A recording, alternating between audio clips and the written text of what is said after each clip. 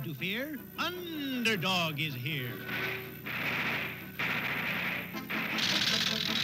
Come on, let's scram. These bullets don't hurt him.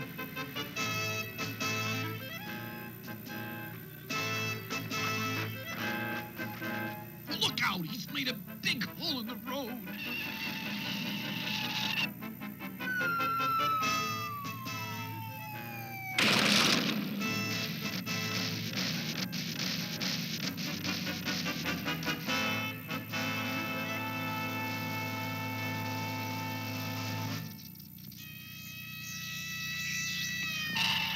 All right, men, you can take them away. Thanks, Underdog. We don't know what we'd do without you. And so it went. The endless battle between Underdog and Riff Raff, public enemy number one.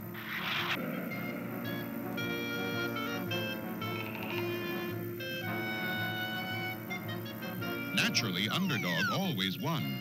When Riff tried to rob a grocery store, Underdog was right on hand.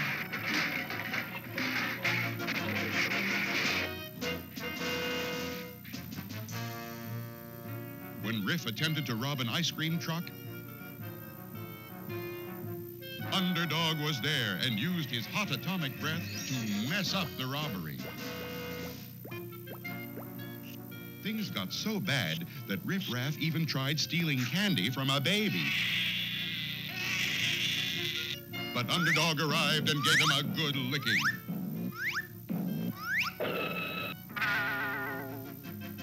Until at last, Riff Raff went from public enemy number one to public enemy number 5,280, and everyone laughed at him. So Riff stayed home and sulked and watched television. And the biggest news of the day is the large shipment of gold that will be taken across the country by railroad. It is the greatest amount of gold ever shipped, and it is so valuable that the government has asked Underdog to guard it on its journey. That's it. This is my big chance to get back to being number one crook. I'll grab the gold. All right, you guys, this is a big job, the biggest.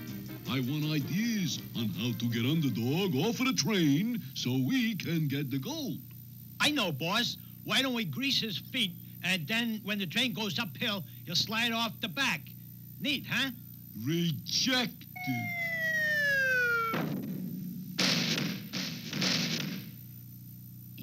Why don't we tie a firecracker to his tail and put him into... Rejected. Why don't we put dark glasses on him? Then he'll think it's night and go to sleep and... Rejected. Idea. We grab Sweet Polly, put her in a balloon, see, and send her up in the air. She hollers, help, help, and like that. So? Here's the beauty part. We put up about 100 other balloons, each with a record player, and a record of Sweet Polly shouting help. Under will be so confused, it'll take him hours to find the real Polly, and meantime, we can put the bite on the gold. Sensational! Ollie, ollie, and free! Now, here is the plan. Will the plan work? Will Underdog stay at his post and thereby lose Sweet Polly? Or will he rescue Sweet Polly and leave the gold to Riff Raff? There's excitement ahead in our next episode.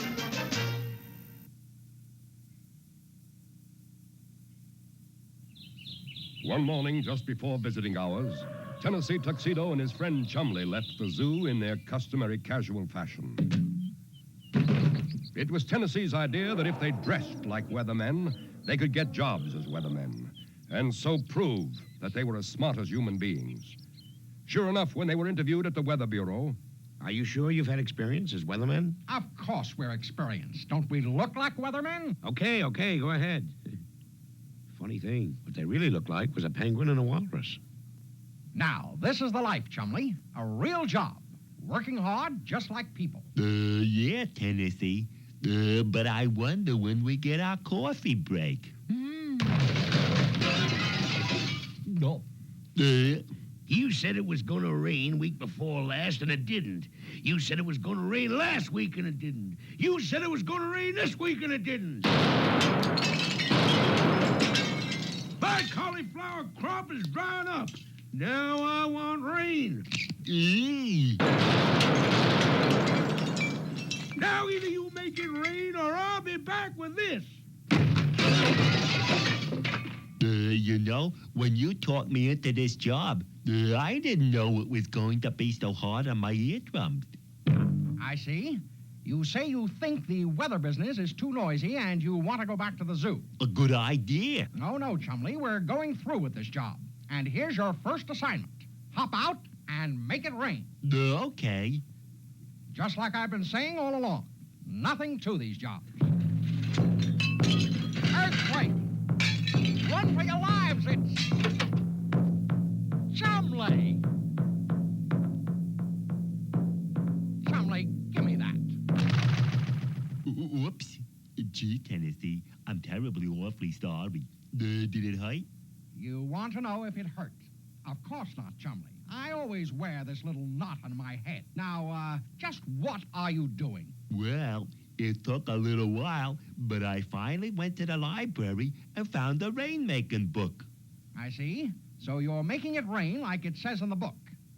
Let me see that. Oh, no, Chumley. This is an Indian history book.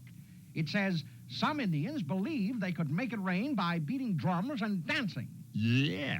Well, I'm part Indian, you know. I see. You say you're related to the Indians, eh?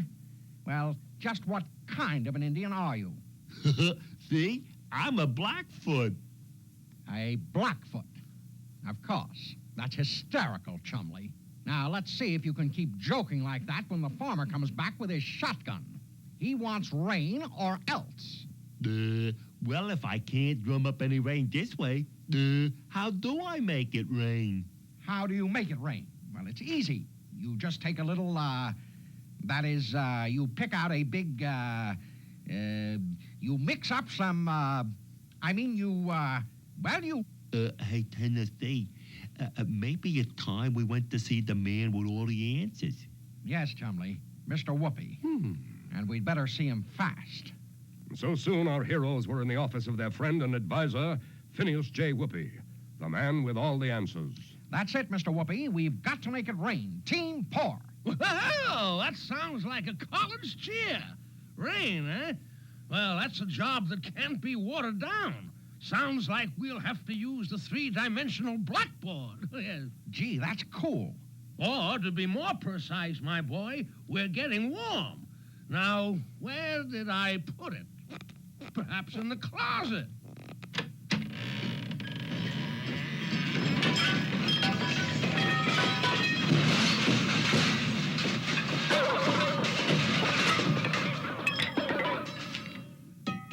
Ah, yes. Let's see. Whoopee! The fabulous, fantastic, flashy, flexible, and infallible 3D BB.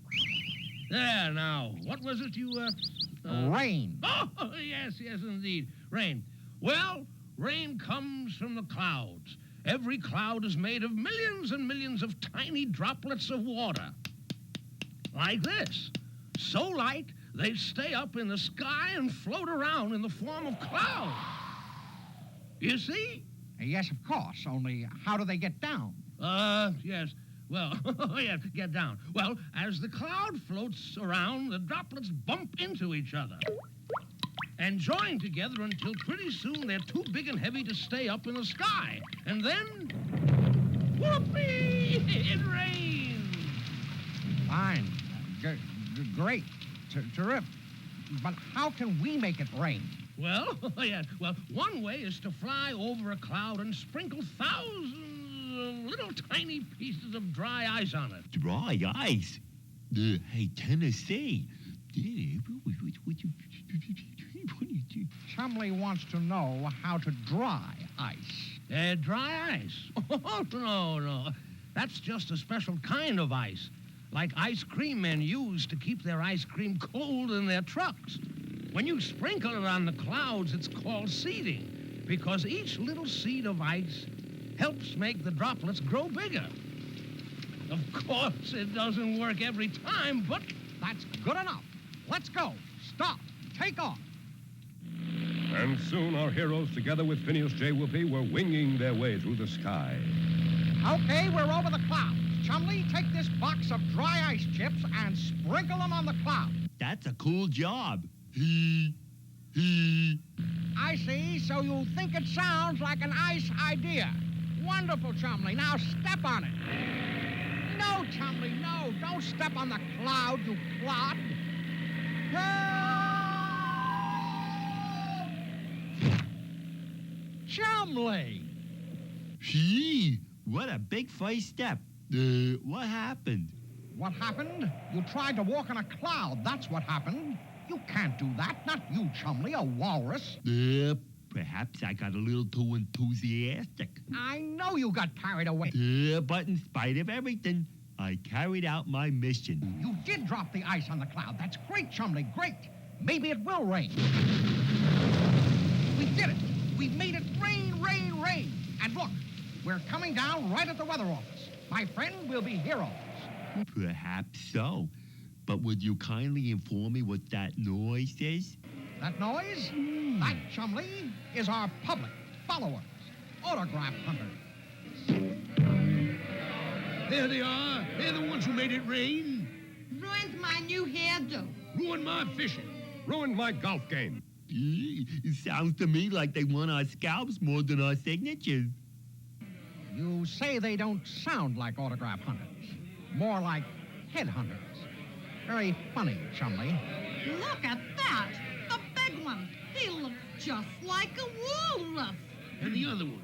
Good grief, he's a penguin. They're not supposed to be weathermen. Let's run them out of town. Uh-oh. I wonder what we ought to do now. Scram. You're right, Chumley. Let's get back to the zoo. Go, run, fly. Well, we failed again. Messed up. Goofed. We did not goof entirely.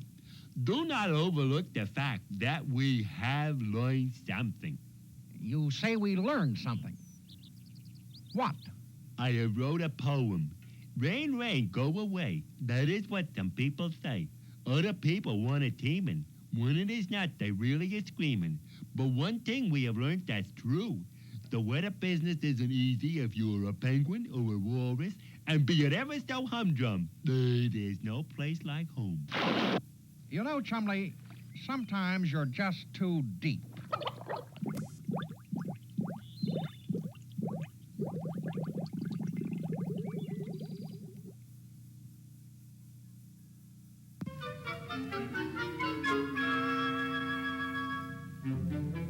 Disaster had struck in Bongo Congo. Not a single bongo order coming in. Drums, drums everywhere, and orders on the shrink. It seemed that in America, Bongo Congo's greatest drum purchaser, the desire for drums had dried up. But actually, it was another plot by those criminals Biggie Rat and Itchy Brother. They were stealing every drum order before it reached the factory. The plan was simple. No orders meant no money, and no money meant an unhappy country, and that meant revolution. King Leonardo and his faithful companion, Odi Coloni, met in solemn conference. The people are getting restless, sire. I know they're getting restless, but confound it, I can't even find my throne. How can I think like a king if I can't sit like a king? There's been some ugly talk, sire. Drat it, Odie, do your pacing in rhythm. I can't stand anything offbeat. Now try it again. 1, 2, 3, 4. 1, 2, 3, 4. That's better. Now, what about this ugly talk? Revolution, my lord. Revolution? Revolution? Why, that's the most unheard of thing I ever heard of. But true, your majesty. I suggest that first we go to America and find out why they're no longer ordering our drums. Capital idea, capital. Haven't had a vacation in years. We'll start immediately. East side, west side, all around the town.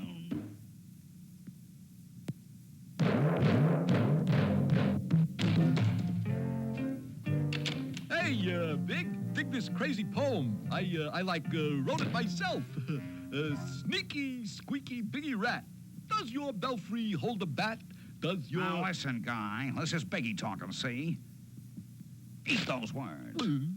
Okay, Big, I dig. And listen, I just left the palace. We gotta work fast. The king and Colony are heading for the USA. Oh, like what could be more perfect, Big? They take off, we take over.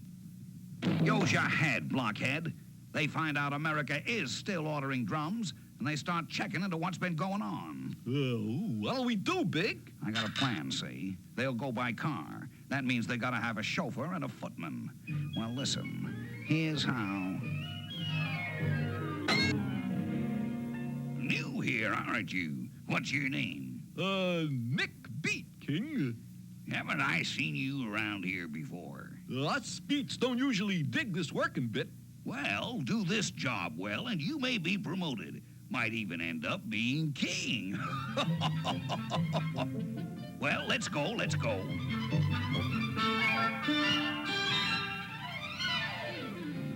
Confound it, why are we stopping?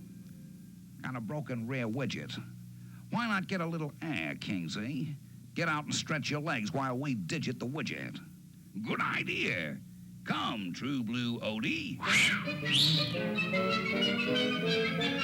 So long, suckers.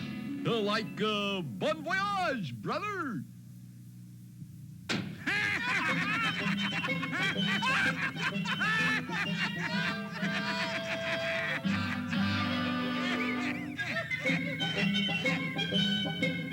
Sure that King and Odie were out of the way forever, Biggie and Itchy returned to the palace to get preparations underway for crowning Itchy Brother king of all Bongo Congo.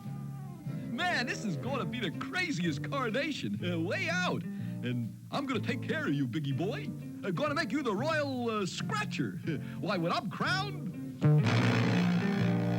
Now listen, drumhead. I'm giving the orders here, and you're taking them, or...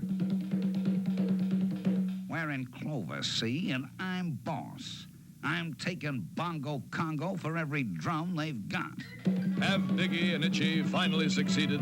And is this really the end for King Leonardo and his faithful companion, Odie Colony? We'll find out in our next exciting episode, How High Is Up?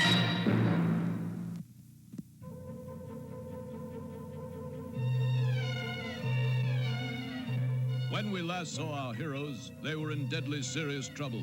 Biggie Rat and Itchy Brother, masquerading as the king's chauffeur and footman, had parked the car so that King Leonardo and True Blue Odie Colony stepped out into midair, plunging from the fantastic heights of the cliff to almost certain death on the road below. True Blue Odie, I want you to know you've been True Blue, a faithful companion. Farewell, old friend. Farewell, sire. This looks like our downfall. Saved, sire. Saved by a tiny tree. Ah, I think that I shall never see a poem quite lovely as... Confound it, this is no time for rhyme. Do something. Of course, my king. If your majesty will pardon me, I feel certain I could crawl over you to the ledge above and then help your highness up. You have my royal permission, but hurry. My royal arm's going to sleep. I think that I shall never see a poem quite lovely as a tree.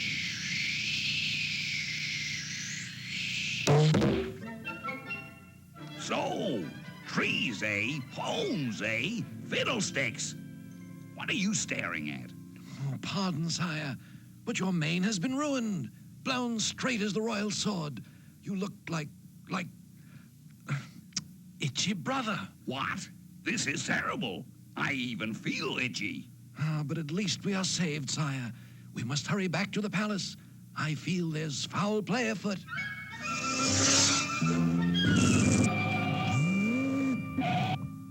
Okay, you guys, hop in, but hurry. I'm on my way to the coronation of King Itchy Brother. King Itchy? Don't be absurd. I am King Leonardo. Rush me to the palace at once. What is he, some kind of nut? Leonardo's been killed. Fell on a cliff right on his head, poor old guy. Itchy Brother's on a throne now. Listen, driver, I'll have you locked in the deepest dungeon. I'll have... My friend is just joking, sir. Just a joke. Oh, my goodness, sire. You've somehow put your foot in your mouth. This is more serious than we thought. We must get to the palace. Here you are. So long, Your Majesty. Insolent cur. Let's go, True Blue Odie. Caution, sire. Let us proceed in the side door. The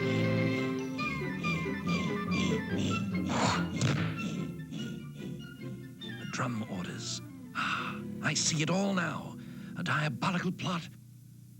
Quickly, Majesty, to the throne room.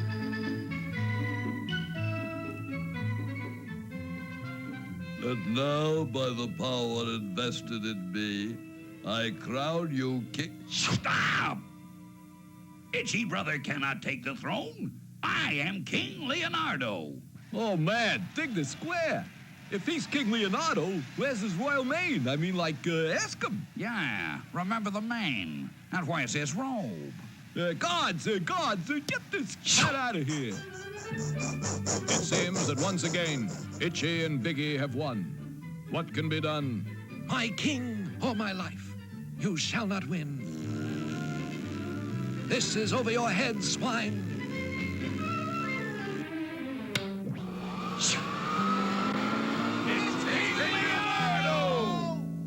And here are the drum orders that these despicable villains have been stealing.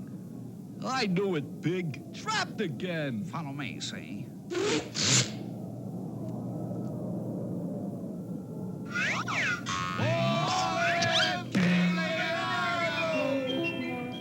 Well, True Blue Odie Coloni has come through again to save the day. But you can be sure that Biggie Rat and Itchy Brother will not give up their fight. Don't miss the next exciting episode of The King and Odie.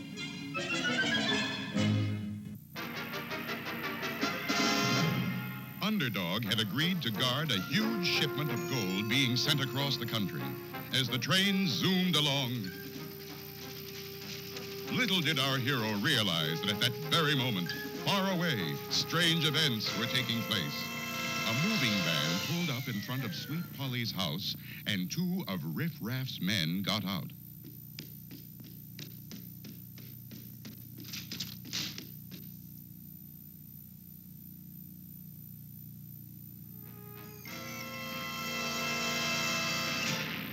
There's no need to fear. Underdog is here.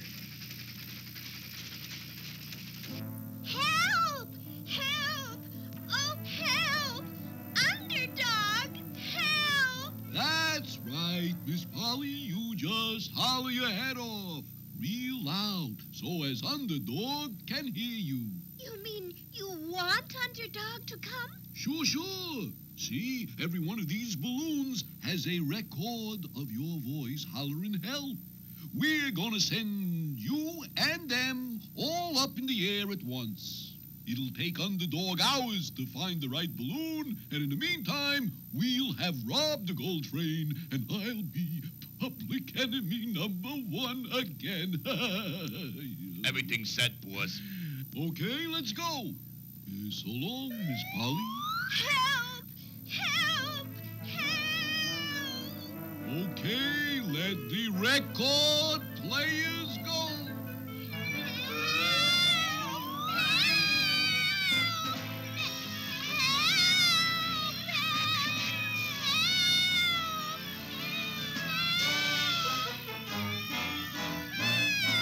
All right now, let's get to that railroad station and stop the gold train. Hark, hark, I hear a scream. Sweet Polly's in trouble, it would seem.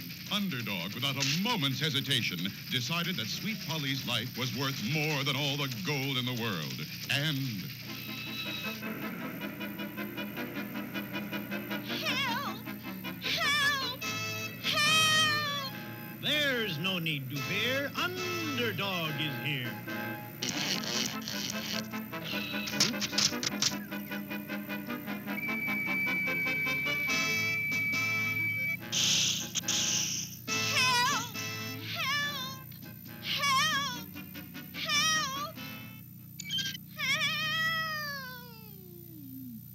have been tricked, there is no doubt. But hark, I hear another shout. Meanwhile, at a remote station along the railroad, Riff Raff and his men had the station master at their mercy. All right, old man. When's that trainload of gold supposed to come by here? In about 6 minutes. And if I don't pull that switch, it's going to crash right into old 97, which is coming the other way. Oh, no, you don't. Nobody pulls that switch. I want him to crash. Then we get all the gold. Har, har, har, har, har. Yeah? Well, Underdog is guarding that gold. I got a feeling Underdog is busy with other things right now. Hey, boys. And Riff was so right. Underdog was busy, rocketing all over the sky, searching for Sweet Polly. Help! Help! Help!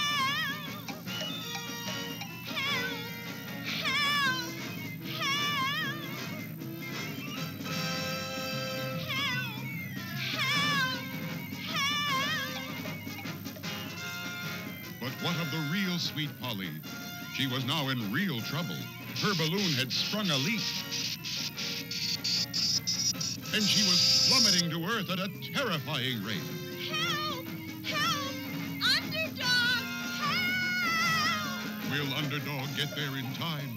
And if he does, can he get back to the gold train in time? There's plenty of excitement ahead.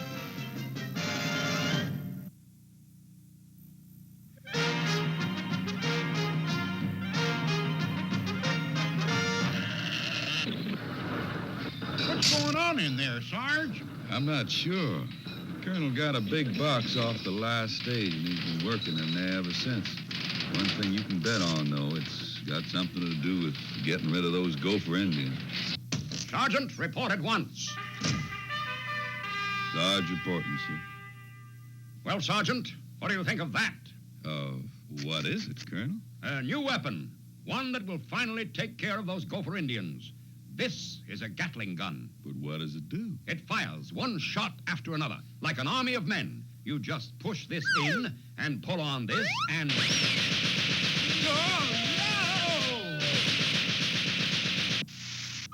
That sure ought to take care of those Indians, all right. If it don't take care of us first. Gun! Uh-oh, Colonel got new kind of gun. Bang, bang, bang. That sound bad. You got 'em planned? Swish splash. We send 'em Colonel message and tell 'em where we go. Then swish, splash. Whoopie-doopie. We have fun. Yes, Sergeant. I have it on good authority that the Indians will try to cross the river near these falls. But there's no way we can get them from this bank, Colonel. Of course not.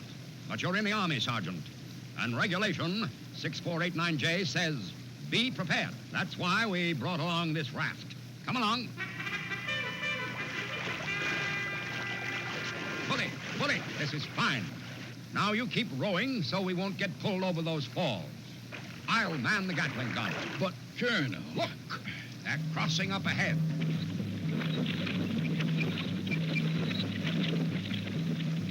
Fire! Colonel! Don't worry, Sergeant. I'll get them this time. The falls, Colonel!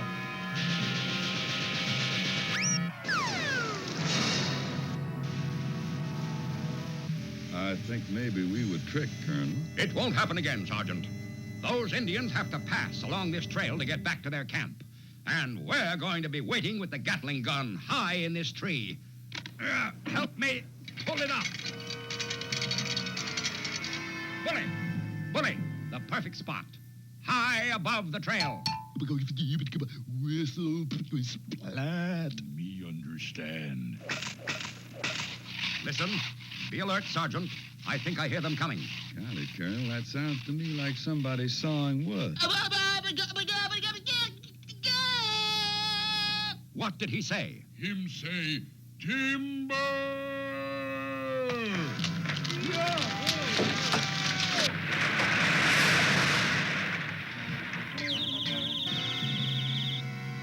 We'll use this covered wagon, Sergeant. It's an old army trick I learned on the California Trail. Well, how does it work? You dress up like an old lady and drive the wagon near the gopher camp. Naturally, they'll attack. But, aha, I'll be hidden in the back of the wagon with the Gatling gun. Come along.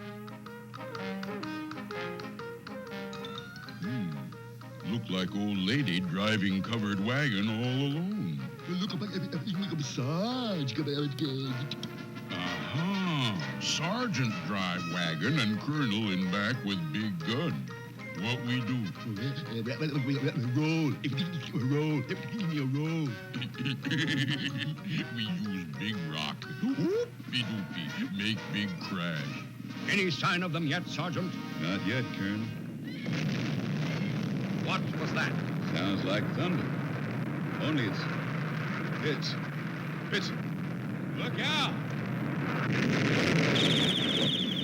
Well, looks like it'll take quite a spell to patch up that Gatling gun. And the Colonel, too. But I reckon he'll be all right for our next adventure. You all be with us, huh?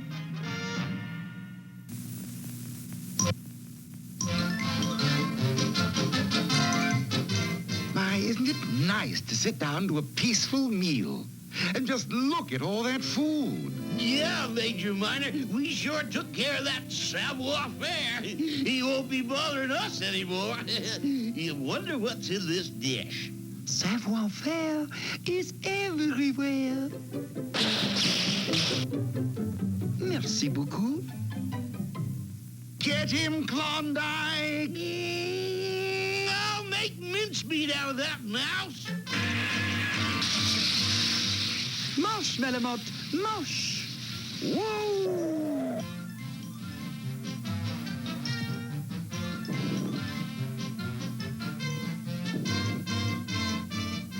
Boy, wait till I get my hands on that mouse. Aha, Melamotte. Now we will have our banquet. There's his sled. He must be around here somewhere. Aha!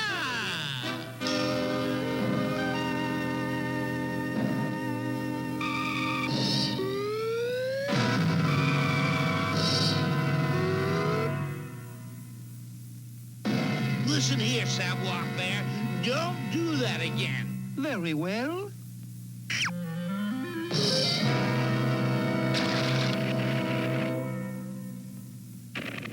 I'll make mincemeat out of that mouse. I'll just sneak up on him this time.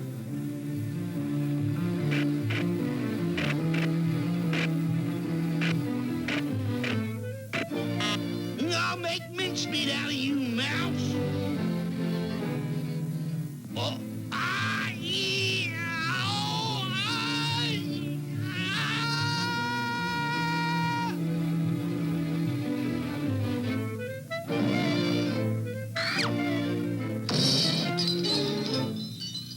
Now, shall we begin to eat?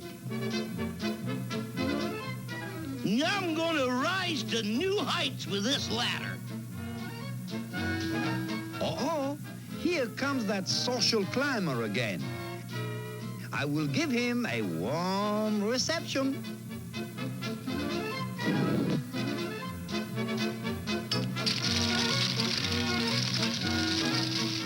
Yikes, that mouse is trying to give me a hot foot the hard way.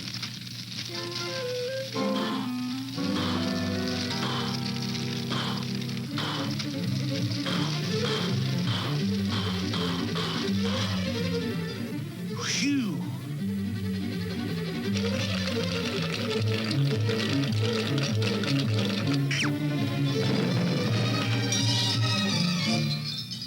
Ah, now we shall be able to eat in peace. He can't do anything to this ladder. It's metal.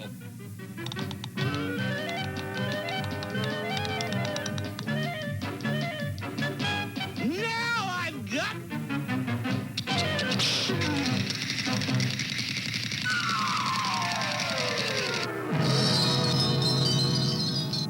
Now, Melamotte, music while I dine.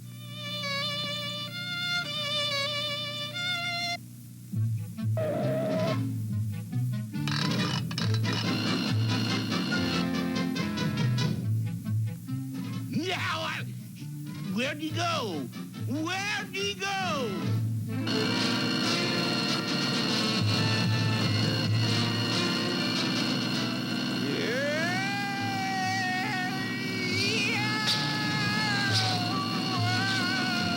Aha! Now, at last, we shall have our meal.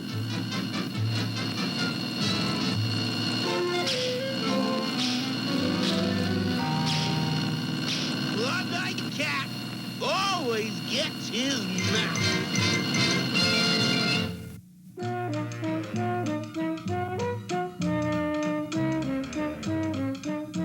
Well, how do you feel today, my boy? Are you still unhappy? Well, Mr. Wizard, I'd sure appreciate your letting me be a cowboy.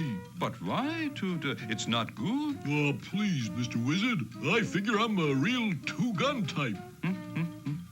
Ah, well, my young friend, if you must. But I think maybe you'd be wishing you had stayed just plain Tudor.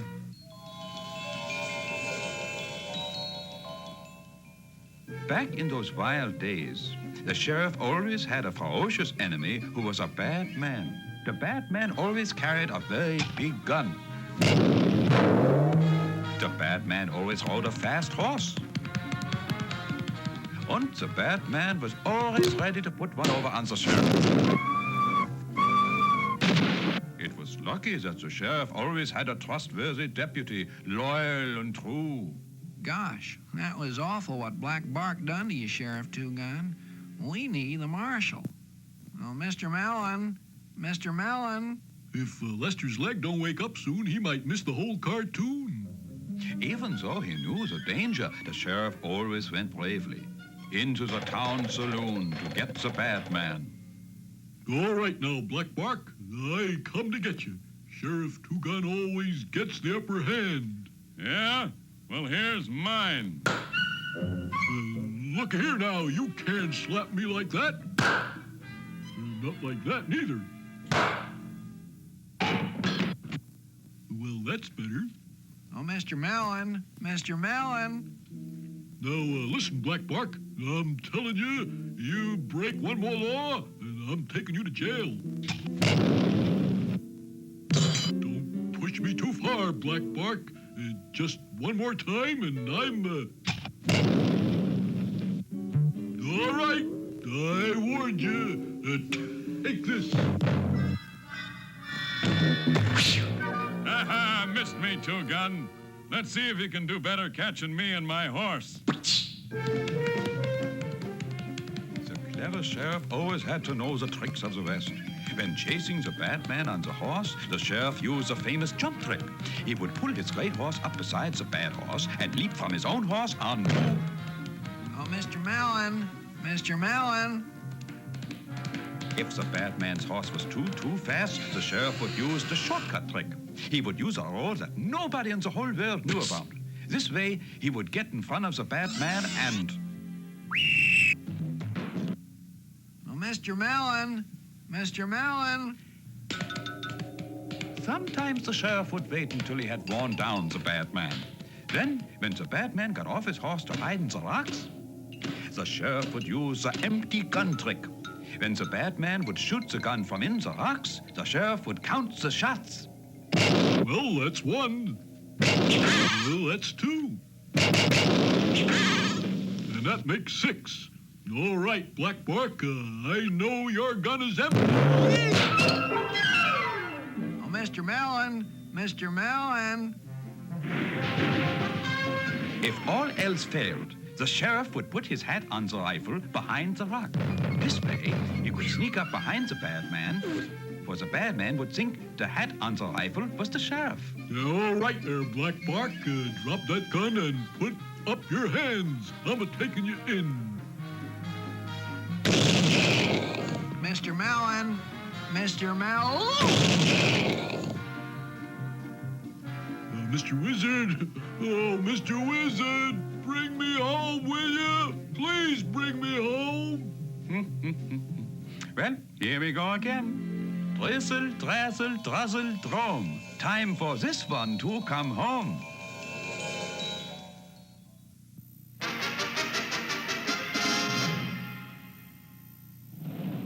Underdog had agreed to guard a huge shipment of gold being sent across the country. As the train zoomed along, little did our hero realize that at that very moment, far away, That's right, Miss Polly. See, every one of these balloons has a record of your voice hollering help. We're gonna send you and them all up in the air at once. the notorious Riff Raff had set Sweet Polly afloat in a balloon, but the balloon had sprung a leak, and at this very moment was plunging dizzily to earth. Oh, help, Underdog! Help!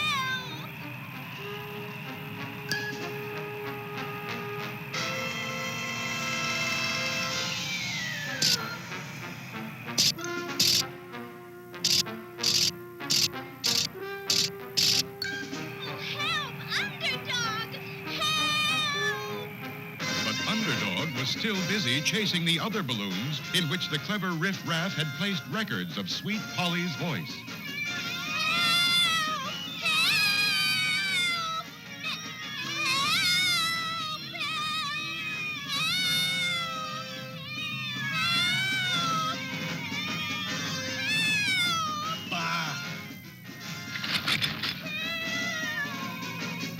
Hark! That sounds to me like a real cry. So to that spot I now will fly.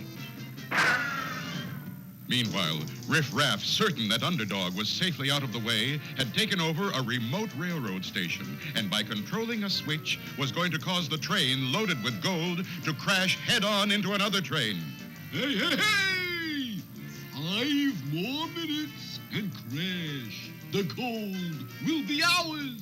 But while the trains rushed toward each other, Sweet Polly was also rushing to the jaws of an alligator. Oh, help!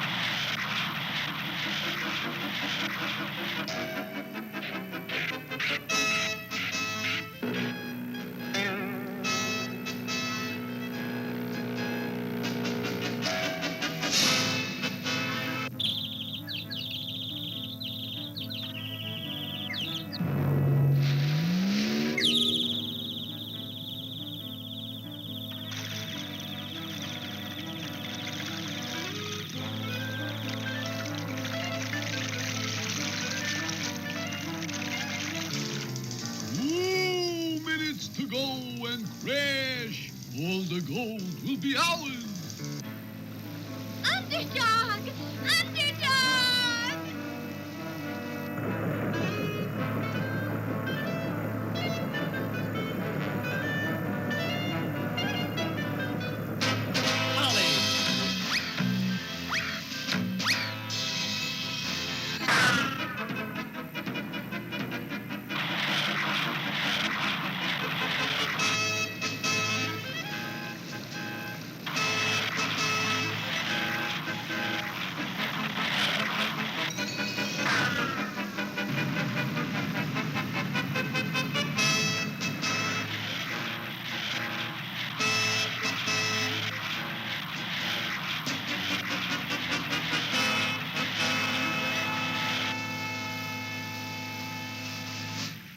Underdog, thank you, thank you. But you must hurry. Riff Raff is going to wreck the train and steal the gold. I heard him say so. 1 minute to go.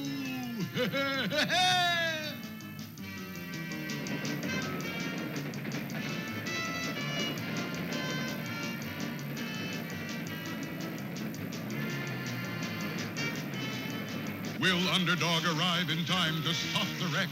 Or will Riff Raff get the gold and become public enemy number 1? The answer lies ahead in our next episode.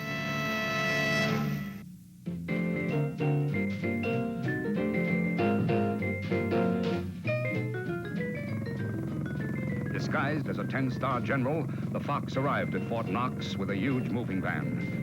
Yes, Fort Knox, where all the gold in the United States is locked away. Quickly, he gave orders to the soldiers on guard. All right, men, I'm General Oxfay with orders from the Wentengan to move all this gold out of here. On the double there. Hey, up, 2, 3, 4. Up, 2, 3, 4. Up, 2, 3, fall. Up, 2, 3, fall. The soldiers, awed by the 10 stars, quickly filled the truck with gold. And before they realized what was happening, the truck and the fox were gone. Then the soldiers saw the light. Hey, we've been taken, and so has the gold. There's no such thing as a 10-star general. Instantly, the word spread round the world. Congress was called into special session, and speeches were made. Many speeches. I repeat, only one man that can solve this case, and that man is my good friend, Officer Flim Flanagan. And so Flim Flanagan, friend of senators, was called before the Senate subcommittee. Sure, Senators, and you've come to the right man. I can tell you how to find all that gold. There's only one criminal daring enough to pull this job, and that's the fox. The fox! The fox! And there's only one person clever enough to catch the fox, and that's the hunter. Call the hunter! Call the hunter. At that very moment, the hunter, unaware that Fort Knox had been robbed, was playing in the annual golf tournament at the exclusive Charred Bush Country Club. 8, I say, 8. Yeah, I hit him twice as far as most folks. Yeah, that's a joke, son. 8. I say somebody mashed my niblick, dribbled my driver, potted my putter. I say, get me out of here. Got a golfing problem, friend? Huh? Looks like you're all wound up. Gotta relax. Get some spring in your swing. I know what you need, friend. A new club. And I've got just the thing. Solid gold. Picked it up down south. And I'll let you have it for a song. A song, eh? Have nose, will hunt. Reads the card of the mighty hunter. He's bold, he's... Hey, let me introduce myself, friend. I represent the Golden Golfs Company. Bring your game up to the gold standard. That's our motto. Now, try this club, pal.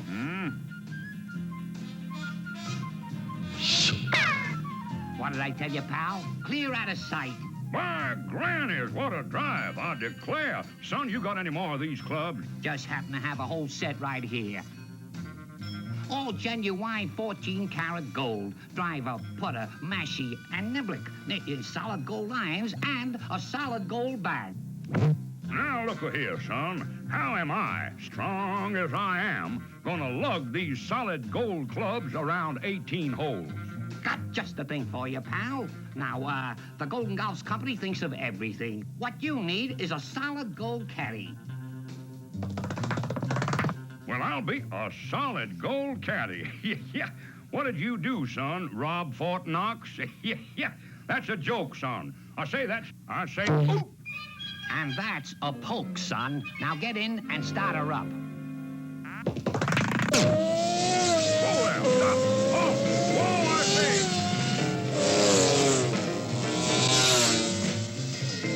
Look out, you fool!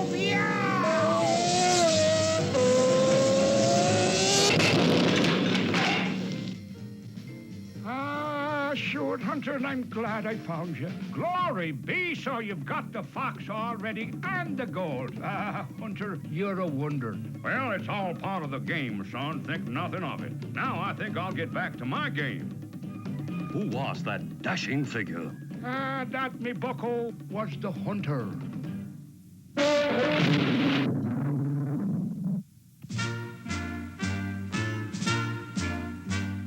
There, the Himalaya Mountains, my most exciting climb. Commander, I must be going. I was making the climb alone, except for bearers to carry supplies and weapons. We soon encountered a howling blizzard. My trusty bearers were unable to keep up with me. My tremendous stride, don't you know? And then it happened, an avalanche of snow. Deftly, I jumped aside, but the snow completely covered my bearers. There I was, alone in the blizzard. At that moment, I found myself facing a tribe of horrible monsters, the abominable snowmen. I raced up the mountain with the screaming monsters hot on my heels. I reached the top ahead of them, but there I could go no further, trapped by the abominable snowmen. But what did you do? I did the only possible thing. I whipped out my trusty lighter, sparked it into flame, and melted the abominable snowman. Then I simply use one of the monster's shields as a snow sled. Then sped to the bottom of the mountain, a conquering hero. Absolutely unbelievable. Quite. Two trains were heading right for each other on the same track. It had all been arranged by Riff Raff because he knew that one of the trains carried a large shipment of gold.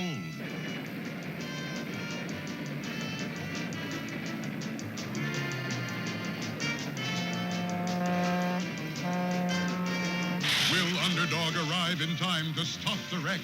Or will Riff Raff get the gold and become public enemy number one? Hey! One more minute, and those trains are going to crash. And then all the gold will be mine! Mine! Mine! Meanwhile, back on the rock, Sweet Polly was telling Underdog about Riff's plan. So hurry, Underdog. Riff Raff is going to wreck the train and steal the gold. I heard him say so. You must stop that train wreck. Hurry! In stopping robbers, I am not slow. It's hip, hip, hip, and away I go.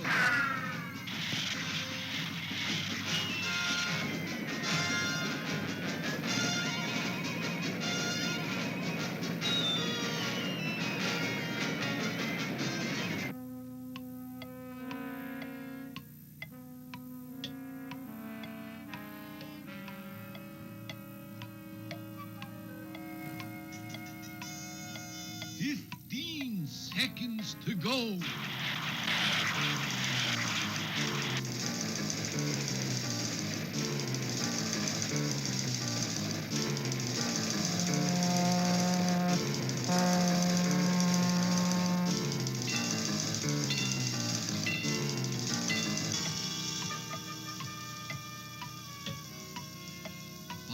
Seconds.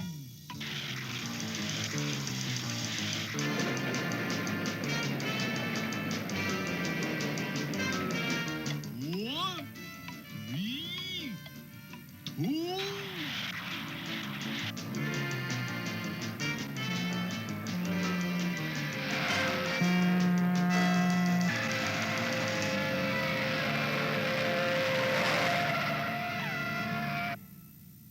It's Underdog! Cheese it, fellas. Every man for himself.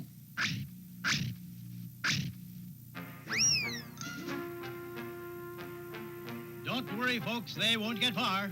Come out, wherever you are. Come out, wherever you are.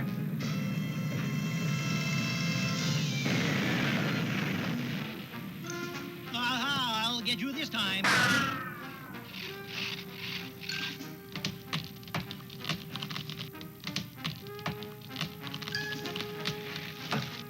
Come out, wherever you are. Aha, I see you ducking into the roundhouse.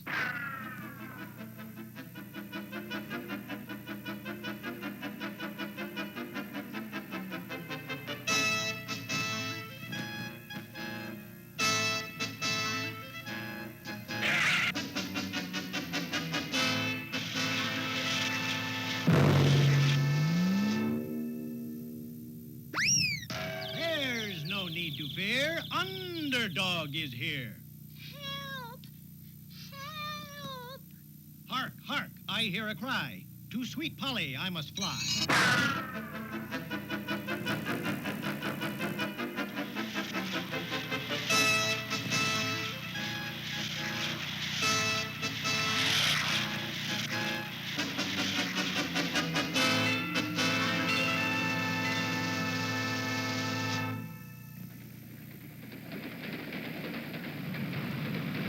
Look, over the train. It's a plane. It's a bird. It's a frog! A frog? Not plane, nor bird, nor even frog. It's just little old me.